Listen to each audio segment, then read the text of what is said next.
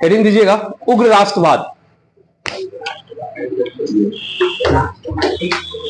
उग्र राष्ट्रवाद या गरम दल।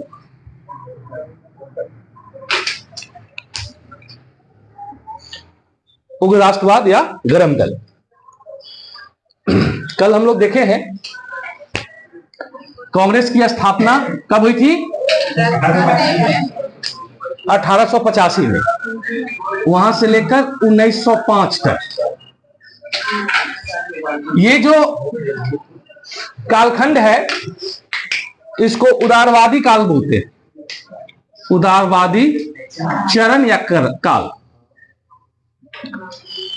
उदारवादी चरण में इस समय के जो नेता लोग थे वे अंग्रेजों के सामने प्रार्थना करते थे हाथ जोड़ के कि हुजूर माई बाप हमारी बात मान ली, नहीं हमारी बात मान ली। तो गांव में कहावत है कि सुद्धा के मुंह कुत्ता चाटे, नहीं सुने होइएगा, यानी कि जरूरत से ज्यादा सुद्धा बनना भी उचित नहीं है। भगवान ने आपको ताकत दिया है, इसलिए नहीं कि आप हर जगह से लात खाइए। भगवान ने आपको ताकत इसलिए दिया है कि आप किसी को लतियाइए भी नहीं। लेकिन अगर कोई आपके ऊपर वार करे तो आप अपना आत्मरक्षा जरूर करें। नहीं, हम किसी को लतियाएंगे नहीं, लेकिन किसी से लात भी नहीं खाएंगे। ठीक? तो उदारवादी जो थे ये बहुत ज्यादा प्रार्थना करते थे, निवेदन करते थे अंग्रेजों से, जिसका परिणाम क्या हुआ कि इन्होंने 1905 में बंगाले बांट दिया। लो, मतलब जहां पे हिंदू और मुसलमान दोनों भाई भाई बन के रह रहे थे, अब उनके कान में लगा गीत गाने कि ना तुम हिंदुओं के साथ रहोगे तो तुम्हारा कल्याण नहीं होगा। तुम्हारा कल्याण कब होगा? जब तुम अंग्रेजों का साथ दोगे। अब किसी आदमी को बार बार कान में जाके कहिएगा सास के कि तोर पुतो बड़ा बदमाश हो, तोर पुतो बड़ा बदमाश हो, 100 बार जब कह दीजिएगा तो 101वां बार में सास को लगेगा कि वाकई भी मैं पुतो बदमाश नहीं, और उसके बाद घर में महाभारत शुरू हो जाएगा। वही चीज यहां मुसलमानों के साथ हुआ। अंग्रेजों ने मुसलमानों को बार बार कान में कहा कि तुम्हारा कल्याण तब होगा जब तुम अंग्रेजों का साथ दोगे। इसी को लेकर इन्होंने बंगाल का विभाजन कर दिया, 2 भाग में बंगाल बांट दिया। एक तरफ हिंदू हो गए, दूसरी तरफ मुसलमान हो गए। इसी परिप्रेक्ष्य में जब आप देखिएगा, आगे चर्चा करेंगे हम लोग, तो 1906 में एक और कांड होता है कि मुस्लिम लीग की स्थापना हो गई। मुस्लिम लीग। अब भैया जब राष्ट्रीय आंदोलन को लड़ने के लिए कांग्रेस की स्थापना हो चुकी थी, कांग्रेस के नाम पर सब लोग आगे बढ़ रहा था, तो फिर मुस्लिम लीग की स्थापना की क्या जरूरत थी? तो मुस्लिम लीग की स्थापना यह करके करवाया गया कि मुसलमानों का नेतृत्व यही पार्टी करेगा। ठीक है, मामला बड़ा गड़बड़ हो गया। फिर जब हम लोग थोड़ा सा आगे बढ़ेंगे तो 1909 में आता है मार्ले मिंटो सुधार। ठीक है, अब इस मार्ले मिंटो सुधार में क्या हुआ कि मुसलमानों के लिए पृथक निर्वाचन की बात कर दी गई। मुसलमानों ने कहा अंग्रेजों की कि भैया हम जब तुम्हारा साथ दे रहे हैं तो हमको तुम दे क्या रहे हो? तो मुसलमानों के लिए एक अलग चुनाव की व्यवस्था दे दी गई और कहा गया कि जो मुस्लिम बहुल क्षेत्र होंगे वहां से केवल मुसलमान ही चुनाव लड़ेंगे। मुसलमानों को तो लगा कि वाकई में हम अंग्रेज के साथ रहे तो अंग्रेज हमको कुछ दिया, लेकिन वो क्या दिया इसका फल आज का लोग भोग रहा है। आज जो हमारे यहां देख रहे हैं, जो हिंदू और मुसलमान के नाम पे राजनीति होती है, हिंदू जैसे ही शब्द आता है वैसे ही मुसलमानों को लगता है कि मेरा सबसे बड़ा दुश्मन है। हिंदू के सामने जैसे ही मुसलमानों का शब्द आता है तो हिंदुओं को लगता है कि मेरा सबसे बड़ा दुश्मन। इसका बीजारोपण जो था ये 1909 के मार्ले मिंटो सुधार में हो गया। नहीं तो ये बीजारोपण हुआ क्यों? तो जब 1857 की क्रांति जब आप देखिएगा तो 1857 की क्रांति की सबसे बड़ी विशेषता क्या रही? हिंदू और मुसलमानों की एकता। एक लाइन में पूछे तो क्या होगा? हिंदू और मुसलमानों की एकता। 1857 की क्रांति का हीरो कौन? मंगल पांडे। जाति का ब्राह्मण नहीं, हीरो यह है, गोली यह चलाता है, फांसी पर यह लटकता है। और दिल्ली की गद्दी पर किसको बैठाया जा रहा है? दिल्ली की गद्दी पर कौन बैठ रहा है? तो बहादुर शाह जफर। नहीं, बहादुर शाह जफर को दिल्ली की गद्दी पर बैठाया जा रहा है। इससे बड़ा हिंदू और मुसलमानों की एकता को और आप किस रूप में देखेंगे? इसका परिणाम क्या हुआ कि अंग्रेजों को अपने चाल चलन में बदलाव लाना पड़ा। 1857 की क्रांति को तो दबा दिया गया, अंग्रेजों ने कुचल दिया, लेकिन अंग्रेजों को इस बात का आभास हो गया कि यदि हमको भारत पर शासन करना है तो हिंदू और मुसलमानों को तोड़ के रखना पड़ेगा, क्योंकि ये दोनों शक्ति अगर एक साथ हो जाएंगे तो फिर हमारा जीना यहां मुश्किल हो जाएगा। ठीक है, उसके बाद फूट डालो और राज करो की नीति आरंभ हो गई। इसी फूट डालो और राज करो की नीति के तहत अंग्रेजों ने 1905 में क्या किया? बंगाल का विभाजन किया। इस समय गवर्नर जनरल कौन था? लॉर्ड कर्जन था। कई एक बार प्रश्न पूछा गया कि 1905 में जब बंगाल का विभाजन हुआ उस समय गवर्नर जनरल कौन था? लॉर्ड कर्जन था। एकदम हिट क्वेश्चन है। यहां से धीरे धीरे मुसलमान अलग होने लगे। पूरा का पूरा मुसलमान अलग नहीं हुए, मुसलमानों का एक समूह था जो धीरे धीरे हिंदुओं से, या यूं कहे कि कांग्रेस से, वो कटने लगे और मुस्लिम लीग के साथ जाने लगे। ठीक है, तो इधर कांग्रेस में भी जो लोग थे वो भी दो गुट में बट गए 1905 में। क्यों? तो जो उग्रवादी लोग थे, जो गर्म मिजाज के लोग थे, उनका यह कहना था कि हम बार बार अगर उदारवादी तरीके से ही अपनी बात अंग्रेजों के सामने रखेंगे तो हमारी बात नहीं मानेंगे, इसलिए हमें थोड़ा सा उग्र होना चाहिए। और इसी उग्रवादी आंदोलन को आगे बढ़ाने का काम करते हैं लाल बाल पाल। लाल बाल पाल और साथ में है अरविंद घोष। ठीक है, हेडिंग दीजिएगा, लिखिएगा 2 लाइन। अंग्रेजों की फूट डालो और राज करो, अंग्रेजों की फूट डालो और राज करो की नीति के तहत ही 1905 में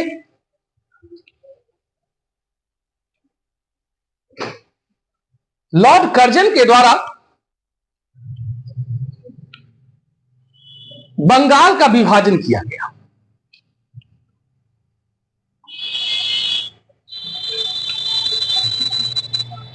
नेक्स्ट पॉइंट, बंगाल का विभाजन होते ही बंगाल का विभाजन होते ही लोगों का उदारवादी राजनीति से मोह भंग हो गया। लोगों का उदारवादी राजनीति से मोह भंग हो गया। उदारवादी राजनीति से मोह भंग हो गया, जिसके परिणाम स्वरूप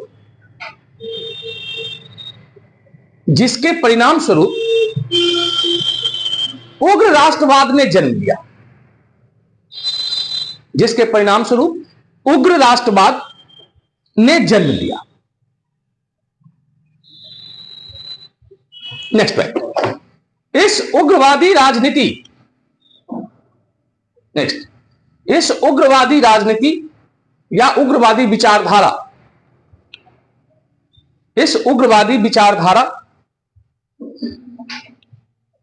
के जनक लाल बाल पाल, ब्रैकेट में लाल मतलब लाला लाजपत राय, लाल का मतलब हो गया लाला लाजपत राय, बाल मतलब बाल गंगाधर तिलक,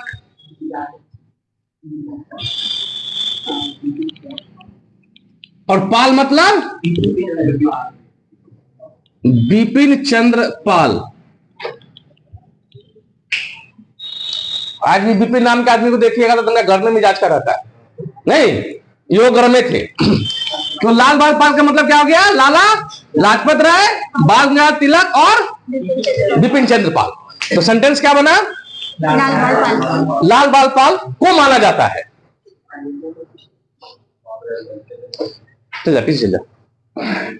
ठीक है, नेक्स्ट पॉइंट। अब यहां समझिएगा,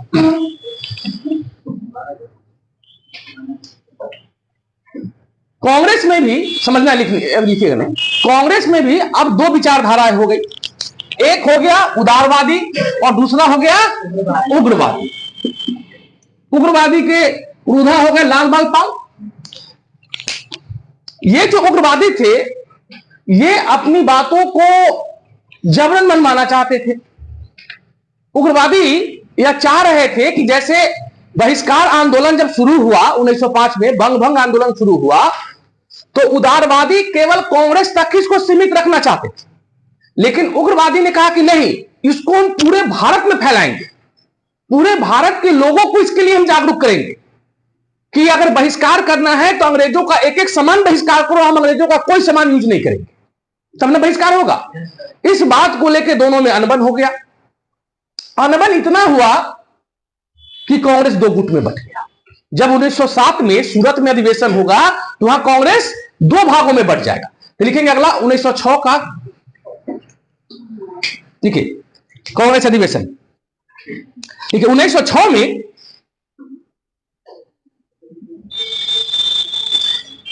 कांग्रेस का 22वां अधिवेशन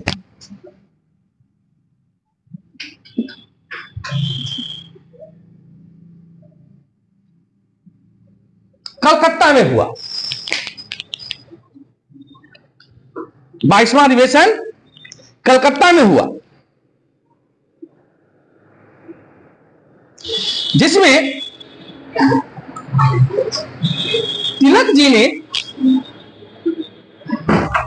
तिलक जी ने यह सुझाव दिया कि लाला लाजपत राय को कांग्रेस का अध्यक्ष बनाया जाए। तिलक जी ने यह सुझाव दिया कि लाला लाजपत राय को कांग्रेस का अध्यक्ष बनाया जाए। अब लाला लाजपत राय है कौन भाई? उग्रवादी है, गरम दल के लोग हैं।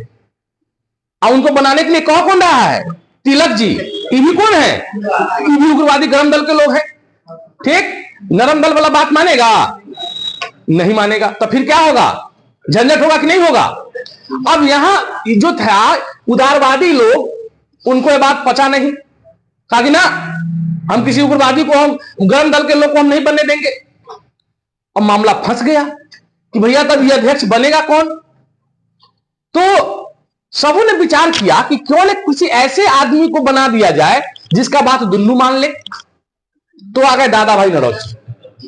बेचारे बूढ़े तो थे ही थे, अब देखा कि दादे भाई नौरोजी को बना दो अध्यक्ष, ताकि इनका बात गरम दल वाला भी माने और नरम दल वाला भी माने। इसी पृष्ठभूमि में दादा भाई नौरोजी को अध्यक्ष यहां बनाया गया। तो लिखिएगा, परंतु अध्यक्ष पद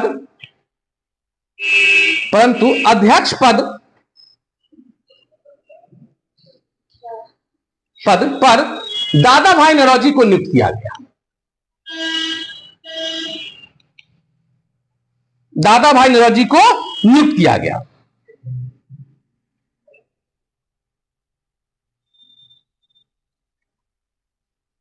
अब गरम दल वाला भी चुप हो गया, देखा कि कथित दादा भाई नौरोजी का विरोध करने जाए, नहीं, बुजुर्ग व्यक्ति हैं, ये भी बेचारा शांत हो गया। देखिएगा नेक्स्ट पॉइंट। इस अधिवेशन में दादा भाई नौरोजी ने घोषणा किया कि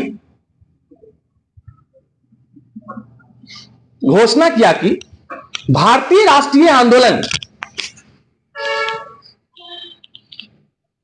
राष्ट्रीय आंदोलन का लक्ष्य स्वराज प्राप्त करना है। स्वराज प्राप्त करना है।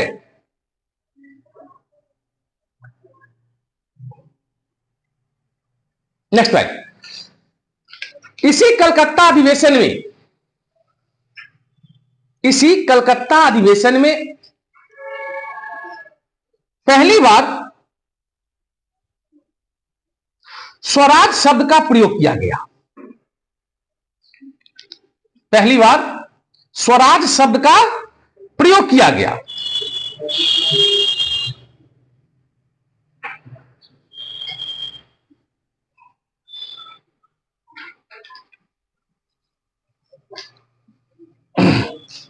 हो गया बस। Next line.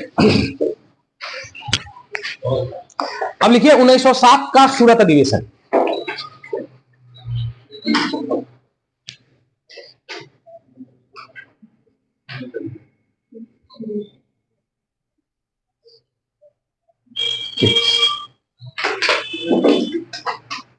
यह अधिवेशन पहले नागपुर में होना था,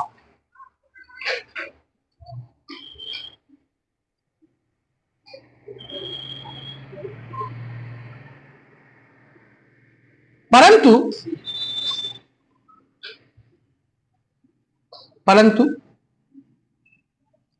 नरम दल और गरम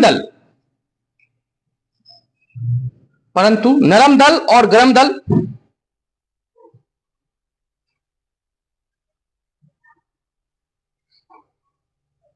के बीच अध्यक्ष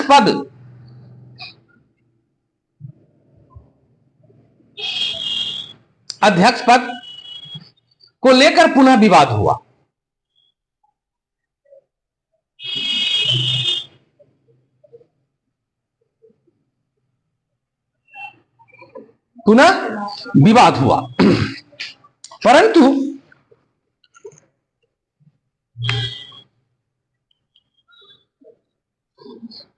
परंतु उदारवादियों ने रास बिहारी घोष को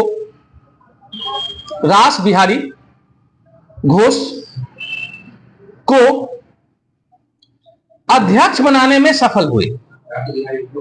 हाँ, रास बिहारी घोष को अध्यक्ष बनाने में सफल हुए।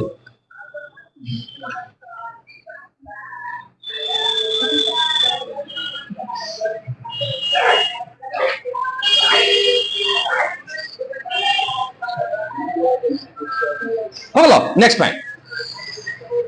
तिलक जी रास बिहारी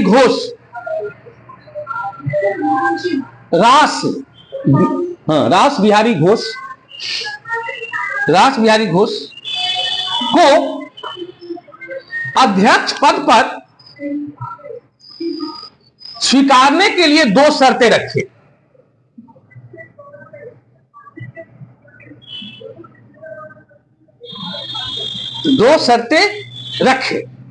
कला कि मैं दो शर्त मानो तो हम तो अध्यक्ष पद को मान लेंगे। रखे। पहला, कांग्रेस के कलकत्ता अधिवेशन जो 1906 में हुआ था, कांग्रेस के कलकत्ता अधिवेशन में जो प्रस्ताव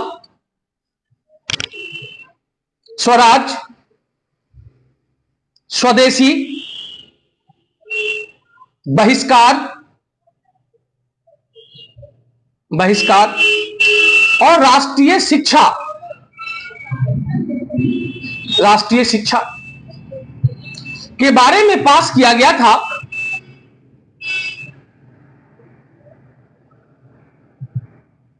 उन्हें फिर से दोबारा पास किया जाए।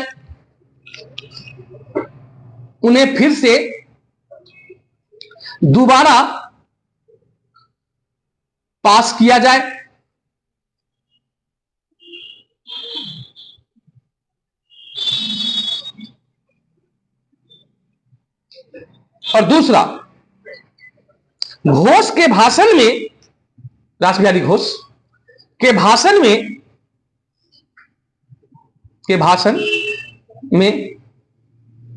राष्ट्रवादियों की जो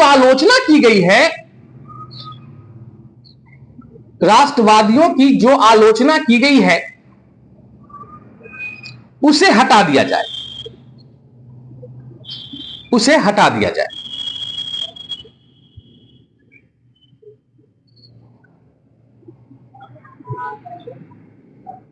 हटा दिया जाए पैराग्राफ चेंज करके।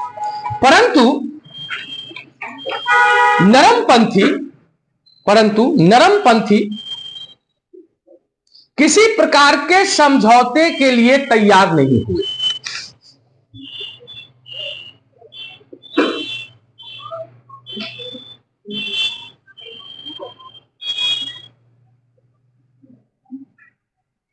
तैयार नहीं हुए, जिसके परिणाम स्वरूप 1907 के इस सूरत अधिवेशन में 1907 के इस सूरत अधिवेशन में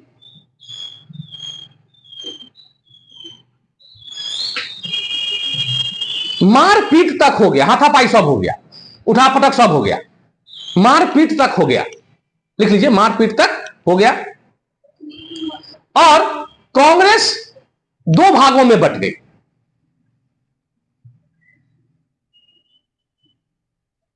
दो भागों में बट गई। पहला, नरमपंथी अपने आप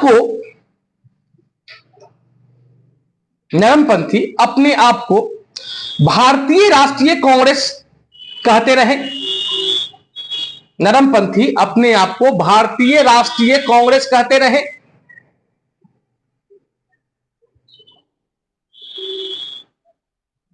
जबकि राष्ट्रवादी यानी कि गरमपंथी या राष्ट्रवादी अपने आप को नेशनलिस्ट पार्टी कहते रहे। नेशनलिस्ट पार्टी कहते रहे।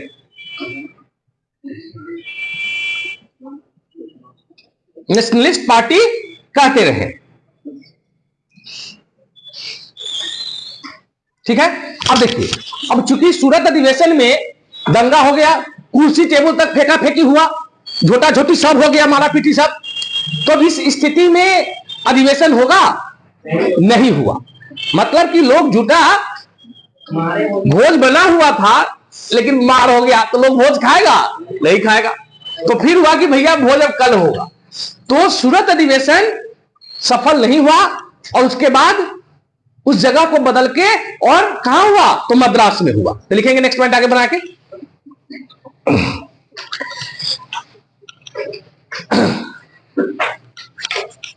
सूरत अधिवेशन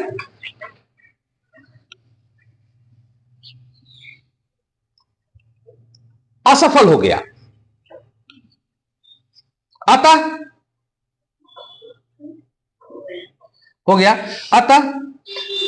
23वां अधिवेशन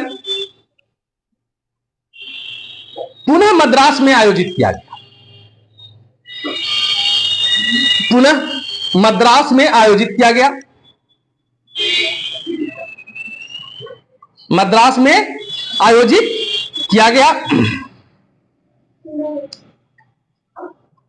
किया गया, जिसकी अध्यक्षता रास बिहारी घोष ने ही की।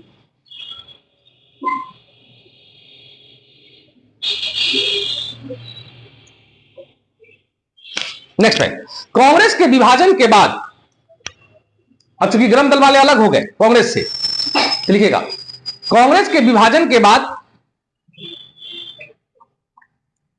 नरमपंथियों का कांग्रेस पर प्रभुत्व स्थापित हो गया। नरमपंथियों का कांग्रेस पर प्रभुत्व स्थापित हो गया।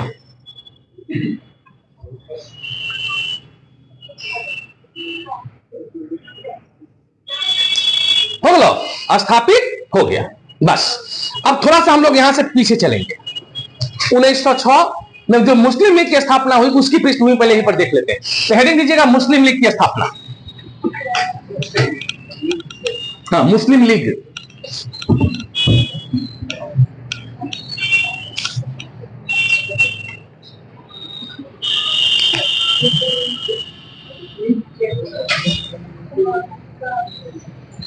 मुस्लिम लीग 1906।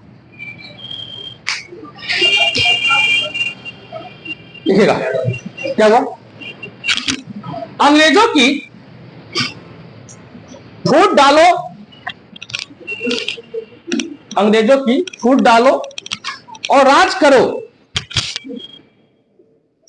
की नीति के तहत उच्च वर्गीय मुसलमानों, जो पैसे वाले संपन्न मुसलमान थे, उच्च वर्ग के लोग, उच्च वर्गीय मुसलमानों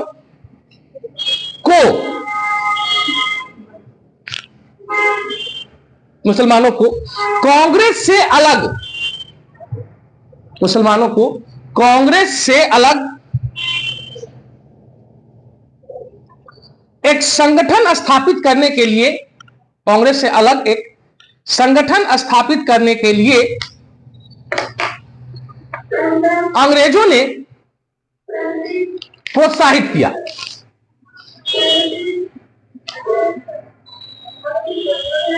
अंग्रेजों ने प्रोत्साहित किया। नेक्स्ट पॉइंट, 30 दिसंबर 1906 को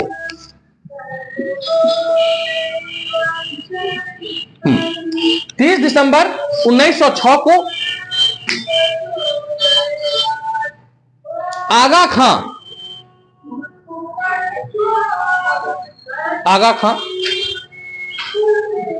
ढाका के नवाब सलीमुल्लाह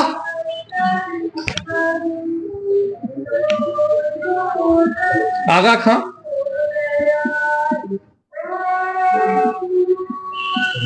ढाका के नवाब सलीमुल्लाह तथा मोहसिन उल मुल्क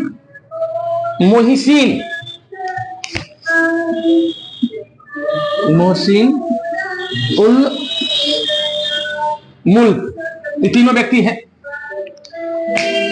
मोहसिन उल मुल्क के नेतृत्व में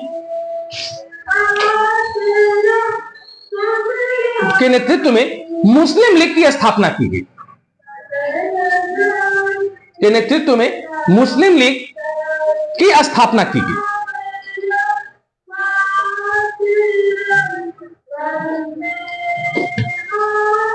नेक्स्ट पॉइंट, सलीमुल्लाह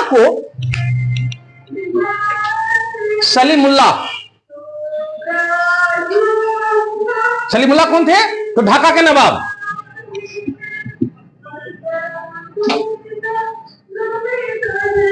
सलीमुल्लाह को मुस्लिम लीग का संस्थापक माना जाता है।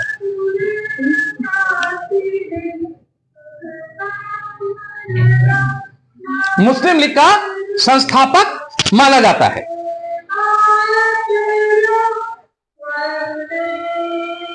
जबकि आगा खां को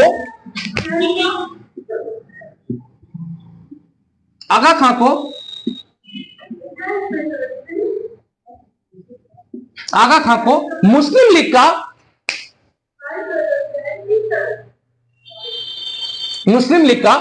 प्रथम अध्यक्ष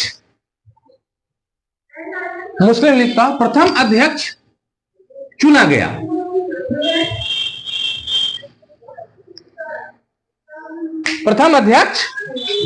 गया। बोलो नेक्स्ट पॉइंट, 1908 में मुस्लिम लीग 1908 में मुस्लिम लीग का पहला अधिवेशन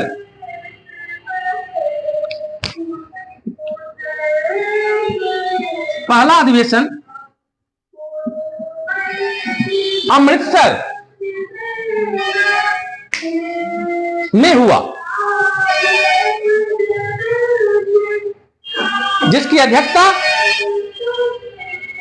सर सैयद इमाम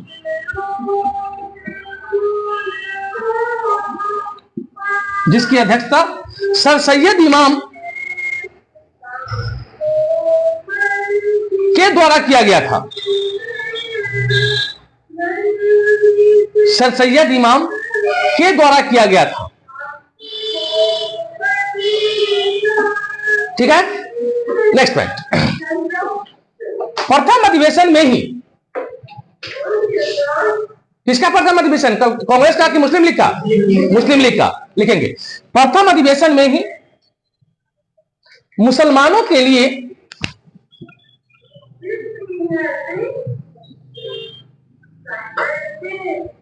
पृथक निर्वाचन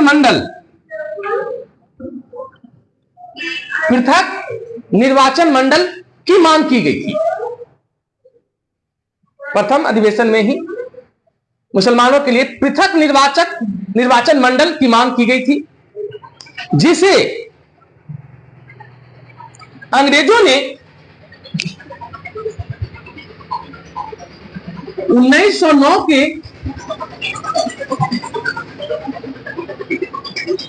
मार्ले मिंटो सुधार 1909 के मार्ले मिंटो सुधार या भारत शासन अधिनियम, मार्ले मिंटो सुधार या भारत शासन अधिनियम के अंतर्गत प्रदान कर दिया, के अंतर्गत प्रदान कर दिया।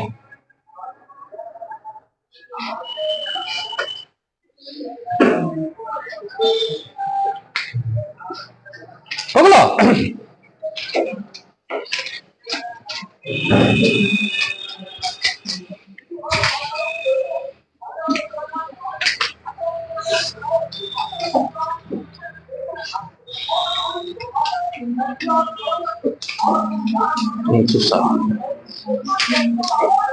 अब हेडिंग दीजिएगा 1907 हो गया, 1908 लिखे लीजिए।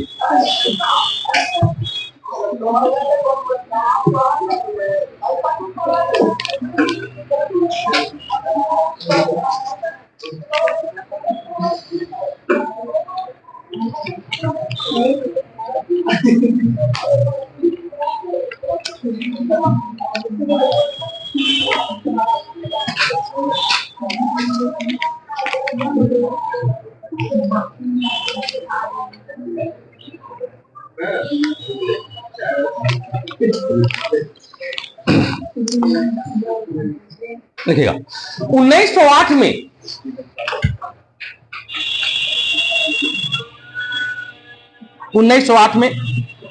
कांग्रेस का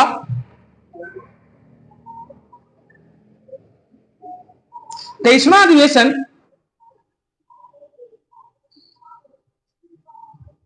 रास बिहारी घोष की अध्यक्षता में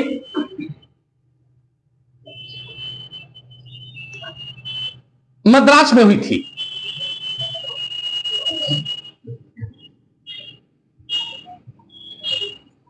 यह अधिवेशन 1907 के सूरत अधिवेशन की विफलता के कारण हुआ था।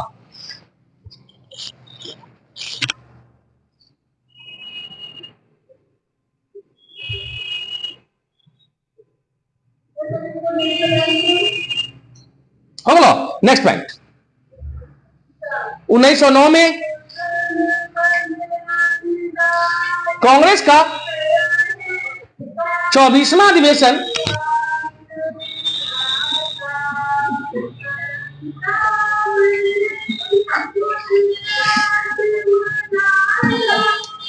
लाहौर में हुआ।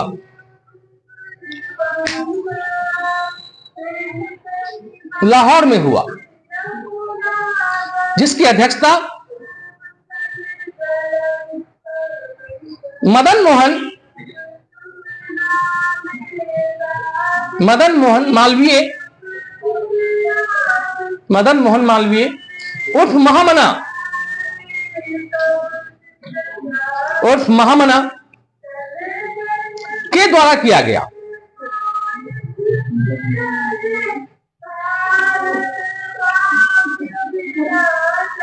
उर्फ महामना के द्वारा किया गया। हो गया नेक्स्ट पॉइंट। 1910 में 1910 में कांग्रेस का 25वां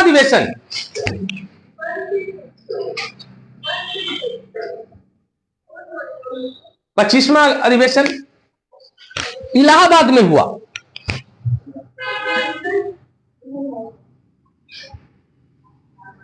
इलाहाबाद में हुआ, जिसकी अध्यक्षता विलियम बेटरमन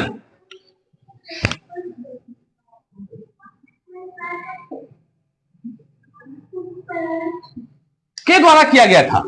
इससे पहले भी किए थे 5वां अधिवेशन विलियम बेटरमन के द्वारा किया गया था। इस प्रकार विलियम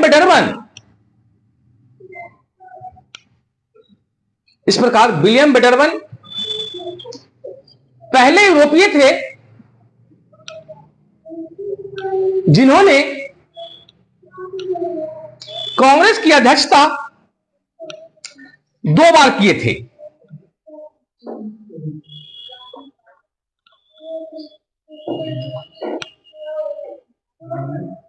कांग्रेस की अध्यक्षता 2 बार किए थे। हो गया। नेक्स्ट पॉइंट, 1911 में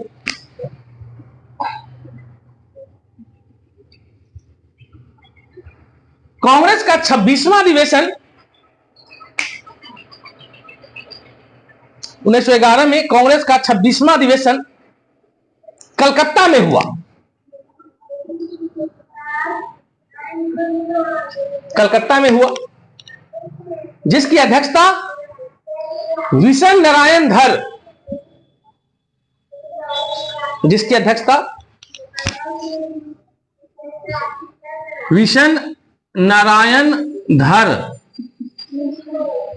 विशन नारायण धर के द्वारा किया गया था। विशन नारायण धर के द्वारा किया गया था। नेक्स्ट पॉइंट, इसी अधिवेशन में कांग्रेस के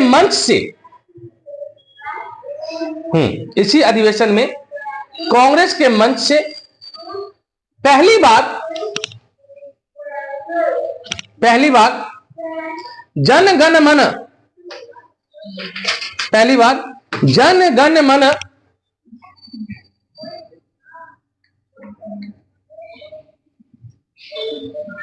का गायन किया गया। पहली बार जन गण मन का गायन किया गया। नेक्स्ट पॉइंट, जन गण मन का गायन, जन मन गण की रचना गुरुदेव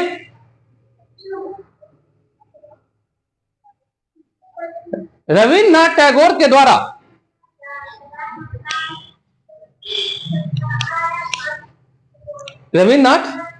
द्वारा इंग्लैंड के राजा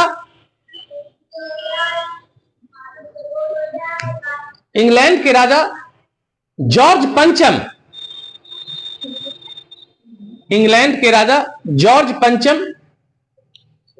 के सम्मान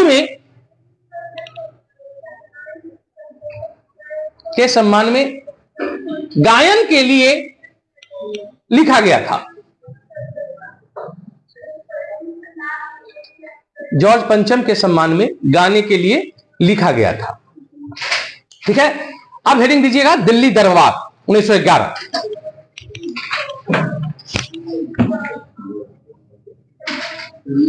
दरबार 1911।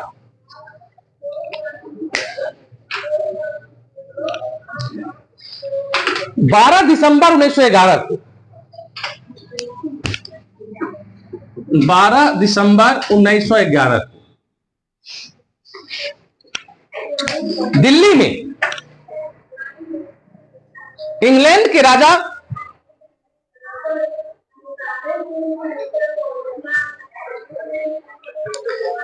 राजा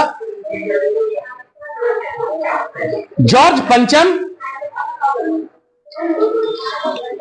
इंग्लैंड के राजा और महारानी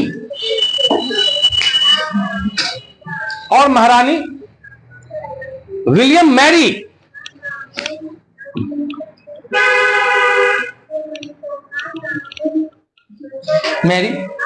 के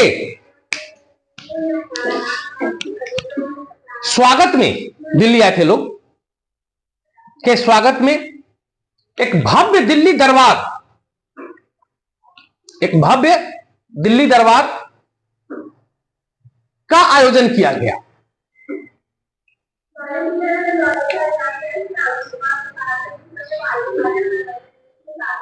नेक्स्ट पॉइंट, इस समय भारत का वायसराय या गवर्नर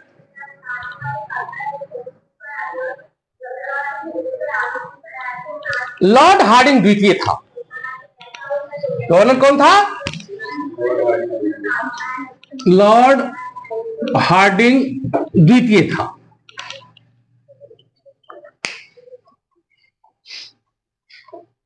नेक्स्ट पॉइंट, इसी दिल्ली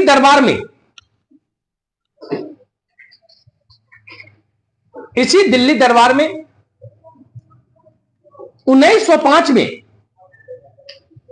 किए गए बंगाल विभाजन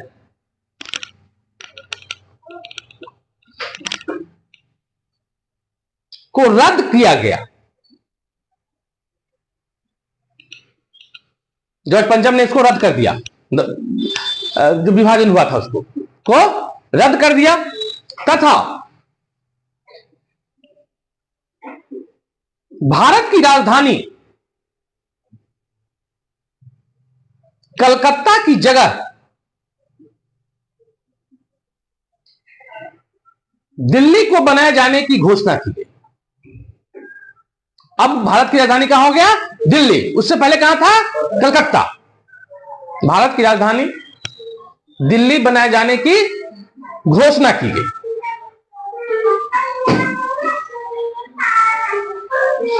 इस प्रकार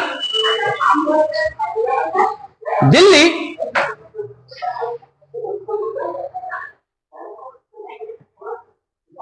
1 अप्रैल 1912 को 1 अप्रैल 1912 को भारत की नई राजधानी बनी।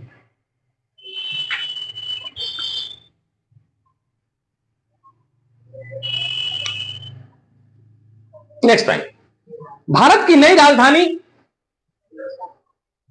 दिल्ली में प्रवेश करने वाला पहला गवर्नर जनरल कौन होगा? हार्डिंग द्वितीय। पहला गवर्नर जनरल हार्डिंग द्वितीय बना।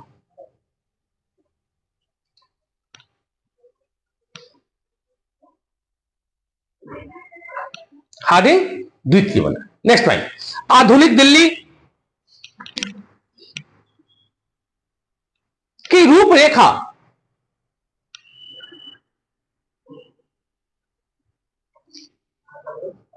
रूपरेखा एडविन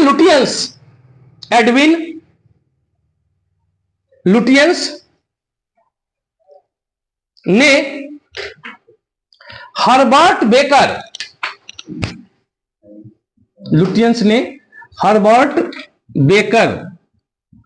के साथ मिलकर किया था। के साथ मिलकर किया था। हो गया। नेक्स्ट पॉइंट, लुटियंस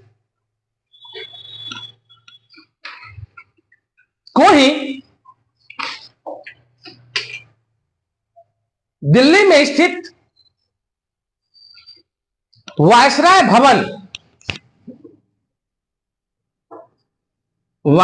भवन के निर्माण का श्रेय दिया जाता है। यही वायसराय भवन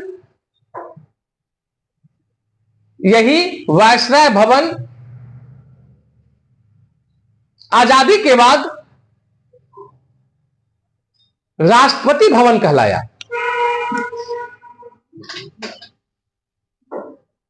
राष्ट्रपति भवन कहलाया।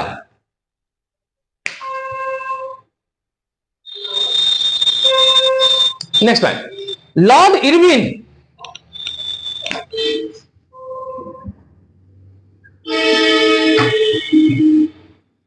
पहले वायसराय थे। लॉर्ड इरविन पहले वायसराय थे जो इस वायसराय भवन में निवास किया था। तो बनने में टाइम लगेगा ना। जो इस वायसराय भवन में निवास किए थे।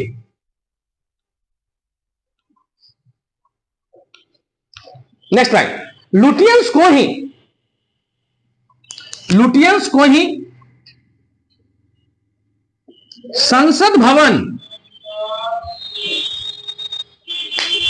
संसद भवन तथा इंडिया गेट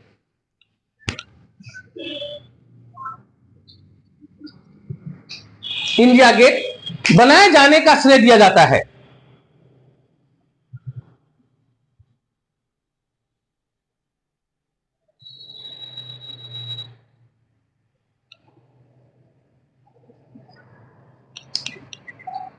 हो गया बस। अब लिखेंगे 1912 में, अगला पॉइंट, 1912 में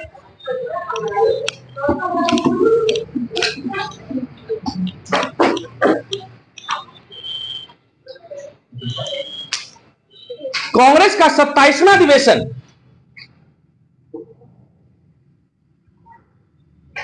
1912 में कांग्रेस का 27वां अधिवेशन बांकीपुर, बस एक मिनट, बांकीपुर में हुआ था,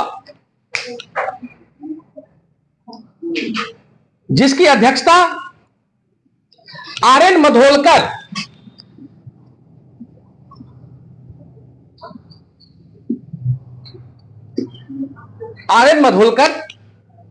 के द्वारा किया गया था। आर.एन. मधोलकर के द्वारा किया गया था तथा इसी अधिवेशन में मतलब बांकीपुर वाले अधिवेशन में ही, इसी अधिवेशन में एओ ह्यूम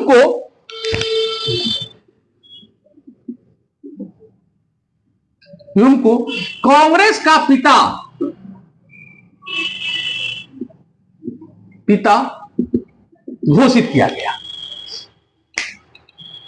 कांग्रेस का पिता घोषित किया गया।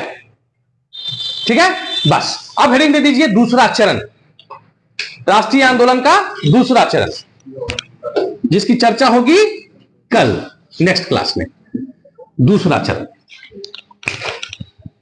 लिख के डैश देके छोड़ दीजिए। तब तक के लिए धन्यवाद।